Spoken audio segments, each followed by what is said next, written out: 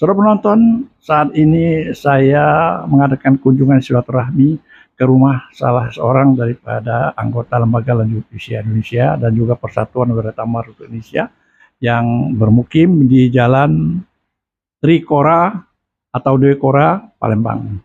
Nah, beliau ini adalah bernama Insinyur Haji Surkani MM. Beliau dulu adalah aktif dulunya selaku ASN, Kepala Dinas PU Pengairan Provinsi Sumatera Selatan, dan sekarang ini aktif sebagai seorang lembaga lanjut usia Indonesia. Assalamualaikum Pak Surkani, apa kabar? Ya. Kabar baik. Alhamdulillah ya. Nah, tahun berapa Pak Surkani pensiun kemarin? Nah. Saya purna bakti pensiun dari Dinas PU Pengairan Provinsi Sumatera Selatan tahun 2018 kalau salah. Ya.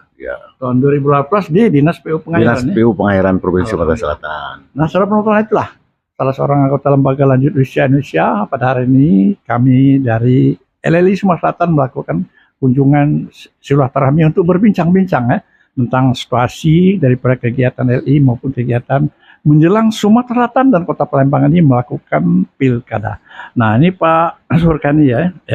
Namun apa katanya, tak kenal maka tak sayang maka tak cinta.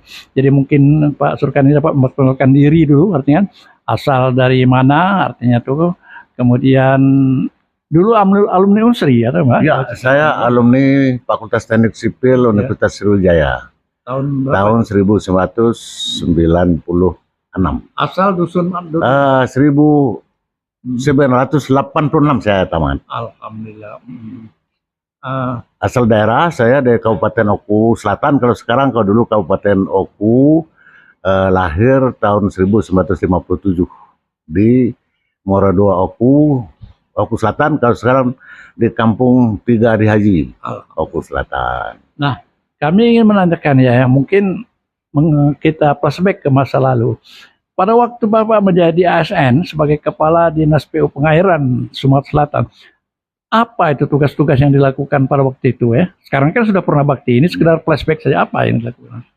Kalau di dinas, saya sebelum dari di Dinas PU Pengairan tahun 1912 saya pasca Pak Alek Nurdin, saya pindah dari Bina Marga ke Oku Selatan. Sebelumnya saya sebagai pejabat di Dinas PU Bina Marga Provinsi Selatan, sebagai Kepala Cabang Dinas PU. Kalau sekarang jadi UPTD Kabupaten Oku. Banyak yang kami buat di sana karena saya dinas di sana di Kabupaten Oku. Kalau sekarang jadi kabupaten 3 kabupaten, Oku Selatan, Oku Induk dan Oku Timur. Tapi tetap selaku tugas utama tetap Kepala Cabang Dinas PU Bina Marga di sana membawahi 3 kabupaten itu. Banyak yang kami buat di sana, Pak, terutama pemeliharaan jalan, peningkatan jalan di Kabupaten Oku, penggantian jembatan-jembatan di seluruh wilayah Dinas PU Bina Marga Provinsi Selatan di sana. Baik, saudara penonton, nah itulah Insinyur Haji Surkani Mastulin MM ya. Dulunya ya ketika beliau masih aktif selaku ASN, banyak sekali kegiatan dilakukan. Namun kala ini beliau sudah memasuki usia lanjut, purna bakti ya. Artinya banyak kegiatan dilakukan, namun sebagai usia lanjut tetap harus banyak melakukan. Nah, sekarang setelah pensiun, tahun berapa pensiun tadi? Tahun 2018. Nah, setelah 2018 pensiun sampai sekarang ini menetap di Palembang, apa pekerjaan kira-kira yang ditekuni? Tadi diulas kembali Pak ya, tahun 2012 masa kepemimpinan Gubernur Pak Alek Nurdin, saya ditugaskan ke PU Pengairan Provinsi Sumatera Selatan. Ditugaskan di situ, bukan dikaryakan. Jadi Kepala Balai Sungai Musi, Kepala Balai Sungai di Pengairan, dan Kepala Dinas PU Pengairan Provinsi Selatan untuk mengurusi tentang SDA di situ, terutama dalam rangka program Pak Alek Nurdin itu peningkatan lumbung pangan di Sumatera Selatan, karena di Sumatera Selatan itu wewenang dari Dinas PU Pengairan itu banyak kegiatan-kegiatan yang menyangkut masalah lumbung pangan di daerah air itu, daerah Telang, Upang, Karangagung, Kemudian di daerah-daerah Lumbung Pangan seperti Lahat, Pagaralam, Lintang Palawang, Musirawas, dan Kabupaten Oku sendiri. Terakhir kami buat di situ, Pak Lek Nurdin mengusulkan untuk membuat 3 proyek besar, diantaranya bendungan 3D Haji di Kabupaten Oku Selatan. Yang sekarang sudah pelaksanaan, barangkali nilai fisiknya kalau tidak salah itu sudah mencapai dekat 40% kalau tidak salah. Baik, itu tadi adalah merupakan pekerjaan katakanlah ditugaskan setelah purna bakti. Nah, bukan setengah bakti Pak, masa tugas. masa tugas. Nah, setelah purna bakti ini pekerjaan yang itu apakah ada pekerjaan yang lain? Artinya tuh misalnya apakah berkebun atau lain kira apa gitu? Kebetulan Pak, di saya sejak purna bakti saya melanjutkan wira swasta, bergerak di bidang perkebunan. Karena saya ada tanah itu dibuka menjadi kebun, kebun karet, kebun sawit di Lumbang. Di samping itu juga kita ya bergaul dengan teman-teman, aktif di bidang sosial, aktif di bidang politik. Karena saya sudah melupakan itu masalah pekerjaan yang lama karena sudah jenuh, saya aktif di bidang politik sebagai konsultan politik untuk menyaksikan pemilihan kepala daerah di Sumatera Selatan. Baik, itulah saudara penontonnya. Salah satu anggota dari Lembaga Lanjut Usia Indonesia yang saat ini sudah berumur berapa Pak? Saya sekarang usia saya sudah 67 Pak. Umur 67 tahun ya, banyak kegiatan dilakukannya sebagai seorang lansia. Dan kami mendengar Bapak aktif juga di partai politik ya, dari politik selaku konsultan. Konsultan dalam melakukan penetapan atau penseleksian atau konsultasi umum untuk para calon-calon kepala daerah di selatan ini untuk calon kepala daerah di mana yang mana saja yang Bapak konsultankan? Ya, saya karena kondisi sekarang ya masalah politik ini ya diantaranya calon-calon kepala daerah di Sumatera Selatan ataupun di seluruh Indonesia itu butuh konsultan. Jadi saya sebagai konsultan itu memanajemen,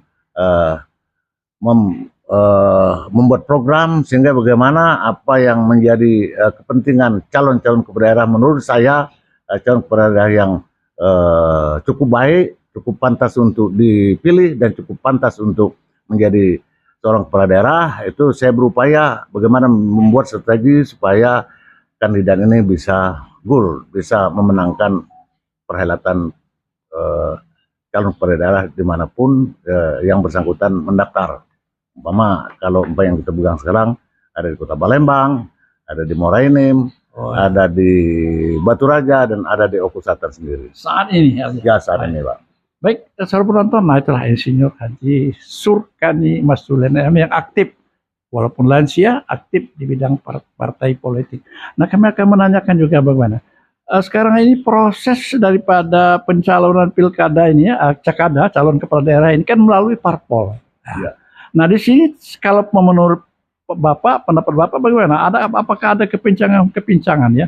Tadinya ada calon itu hanya 2 calon, tiba-tiba menjelang dari pendaftaran ada dapat 1 calon lagi Gubernur Sumatera Selatan. Nah, sekarang hiruk pikuknya dari para pencalon ini bagaimana menurut Pak Surkani selaku warga pengamat? Kalau saya boleh berpendapat Pak, kalau umpama undang-undang lama sebelum terbit undang-undang baru yang beberapa bulan terakhir, sehingga ya saya lupa persyaratan-persyaratan undang-undang baru, namun artian itu ada beberapa persen sesuai dengan ketentuan di KPU itu, sehingga banyak lagi bermunculan calon-calon yang kira-kira menyesuaikan dengan undang-undang baru yang sekarang.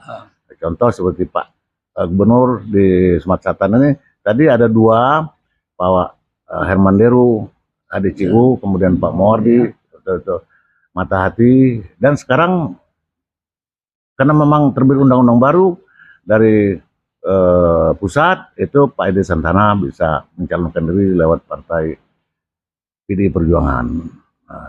Ya memang kalau kita bicara masalah kondisi yang sekarang, memang terlalu berat sebetulnya undang-undang yang lama itu dengan 20% persyaratan untuk bisa mencalonkan seorang kepala daerah, sehingga dia bisa harus meraih beberapa partai politik, karena 20% itu dari jumlah kursi yang didapat oleh partai politik, oleh jumlah dari anggota dewan yang ada itu terlalu berat sebetulnya, Pak, bagi partai politik. Sehingga inilah yang timbul dan gejolak di masyarakat bahwa terkesan pilkada itu mahal, sangat mahal. Karena memang ya situasi sekarang kita tahu sendiri bahwa memang kita harus membayar mahal di setiap partai politik yang kita butuhkan. Nah, sehingga inilah yang membuat situasi yang menurut hemat kami dan menurut hemat rakyat, ya. Dan kenyataan itu memang undang-undang ini dirubah. Ya, barangkali undang-undang ini memberikan kesempatan kepada putra-putra daerah di masing-masing daerah di Indonesia bisa lebih banyak berpeluang untuk memajukan diri sebagai kandidat calon kepala daerah, baik itu tingkat kabupaten, kota maupun di provinsi. Kali itu, Pak. Kemudian Pak Surkani juga kami nanyakan ya, kalau menurut pengamatan Bapak ya, tadinya sebenarnya ya calon pilkada kita ini khususnya tingkat gubernur itu kan 2 calon. Nah sekarang ada yang baru yaitu Pak Edi Santana ya. Edi Santana ini kan orang dicalonkan parpolnya dan tokoh parpol dan aktivis parpol Gerindra. Ya. Malah Gerindra sendiri tidak mencalonkan. Nah ini sudah ada apa perpolitikan kita ini? Kok kadernya sendiri tidak dicalonkan, sedangkan dia dicalonkan oleh partai lain. Ini apakah ada sesuatu menurut pengamatan Bapak dengan adanya sekarang ini menjadi 3 calon untuk Gubernur Selatan? Bagaimana pendapat Pak? Ya barangkali Pak, kalau kita berpendapat demikian, ya memang ya susah juga kita bicara tentang itu, Pak, ya. Tapi begitulah Indonesia, begitulah situasi perpolitikan dalam negeri dan Indonesia sekarang. Ya sebetulnya memang ya kalau kita melihat figur Pak Edi Santana ya cukup layak untuk menjadi pemimpin Sumatera Selatan sebagai Gubernur Sumatera Selatan ke depan. Ya memang ya semua layak, termasuk Pak Herman Deru, HDCU, kemudian Pak Mawardi yang dikatakan mata hati itu, ya semua layak. Tapi tentu masyarakat bisa memilih di antara 3 kandidat ini yang mana yang terbaik untuk menjadi pemimpin kita semua. Nah, yang jelas harapan kami semoga masyarakat Sumatera Selatan bisa memberikan hak suaranya kepada ketiga kandidat ini menurut bapak-bapak, saudara-saudara yang ada di Sumatera Selatan, memilih orang-orang yang terbaik. Pasti ada yang terbaik di antara 3-nya. Baik, saudara penonton, nah itulah Insinyur Hadi Surkani kendati usia yang senja masih melakukan kegiatan-kegiatan dan mengamati kegiatan daripada akan dilakukannya pemilihan atau pilkada di Sumatera Selatan. Nah itu tadi kan dibicarakan tingkat gubernur, artinya gubernur ya ada 3 calon yang akan berlaga bulan November nanti. Nah sebagai seorang pengamat, seorang lansia yang banyak sekali mengamati kegiatan akan dilaksanakan pilkada ini, untuk provinsi, untuk kota Palembang itu kan ada 3 pasang calon. Nah dari 3 pasang calon ini menurut Bapak sebagai seorang LRI, lembaga lanjut usia Indonesia yang berusia lanjut, kira bagaimana kira-kira 3 pasang yang ya kalau umpama kita, karena kita ya mantan birokrasi, kemudian punya pendidikan yang berjenjang, saya pikir tentu ya harus kita berpatokan kepada prinsip pendidikan dasar kita, bahwa kita harus lihat bagaimana bibit, bobot, dan babat dari ketiga kandidat ini. Sebab kenapa? Kalau umpamanya memang mereka menempuh jalur pendidikan yang pendidikan formalnya secara terstruktur dan dengan baik dari tingkat pendidikan yang cukup terpercaya, saya pikir barangkali itu yang terbaik. Kemudian kita harus lihat juga jejak rekam apa yang pernah dilakukan oleh 3 kandidat ini, barangkali masyarakat bisa menilai. Ya tentu beliau-beliau bertiga ini sudah pernah. Pak Mawardi itu pernah jadi bupati 2 periode, pernah wakil gubernur. Pak Herman Deru juga pernah menjadi bupati 2 periode dan pernah juga jadi gubernur. Ya sudah pasti masyarakat sudah mengetahui, sudah paham dengan track record masing-masing ketiga ini.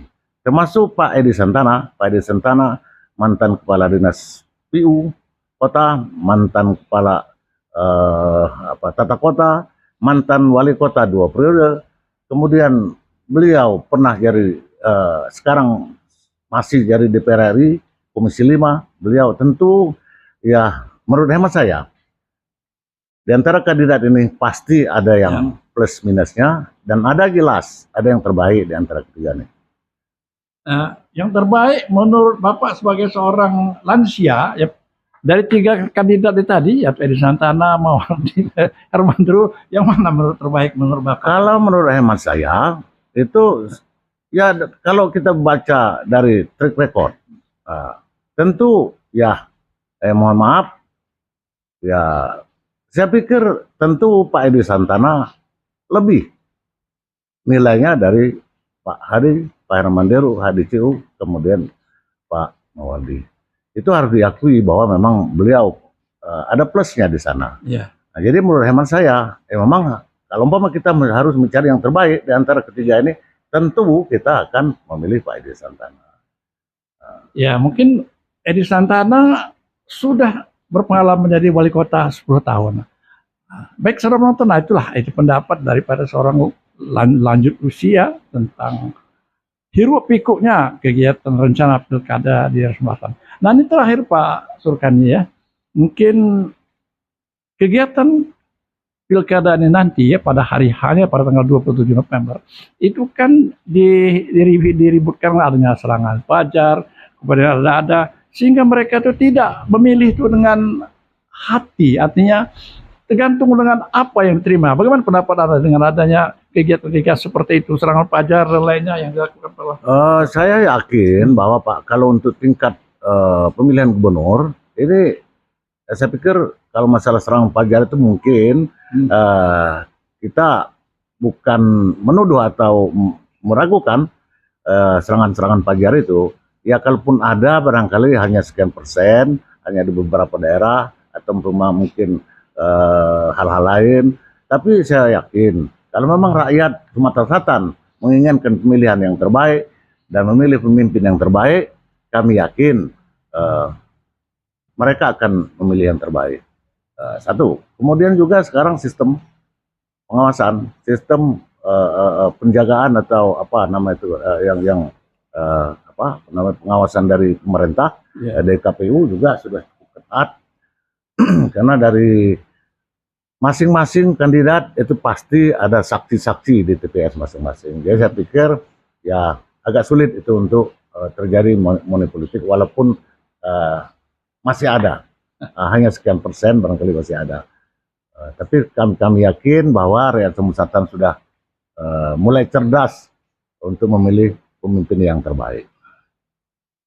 Baik, saudara penonton, nah itulah bincang-bincang kami dengan Insinyur Haji Surkani Mastulen MM ya, salah satu daripada tentunya anggota Lembaga Lanjut Usia Indonesia yang sudah berusia lanjut, masih aktif ya, bahkan menjadi seorang konsultan dan banyak memberikan pendapat-pendapatnya tentang daripada kegiatan carut marutnya pemilihan kepala daerah yang akan berlangsung pada tanggal 27 November nanti. Dan harapan kami kepada Pak Surkani ya, yang penting dalam hal ini ya silaturahmi lembaga lanjut usia ini kepada rumah Bapak ini sampai kita bersyukur ya, mengharapkan setelah ini Bapak tetap aktif di LLI, di lembaga lanjut usia dan di PWRI Sumatera Selatan. Bagaimana pendapatnya? Terima kasih Pak, kau kesediaannya untuk mengajak. Tetap jelas menurut hemat kami itu sangat berguna sekali bagi kita lansia, sebab jangan sampai lansia ini hanya duduk diam di rumah. Lebih baik aktif sehingga saraf-saraf otak kita masih bekerja. Tetap kita selalu menjalin silaturahmi antara kita yang sudah pernah bakti dan lansia lanjut usia. Itulah himbauan saya Pak. Terima kasih. Baik, saudara penonton, itulah bincang-bincang kami dan di rumah kediaman daripada Insinyur Haji Surkani MM, juga mantan Kepala Dinas PU Pengairan dan banyak aktif di organisasi sosial maupun kegiatan-kegiatan lain. Demikianlah, wabillahi taufiq wal hidayah. Wassalamualaikum warahmatullahi wabarakatuh.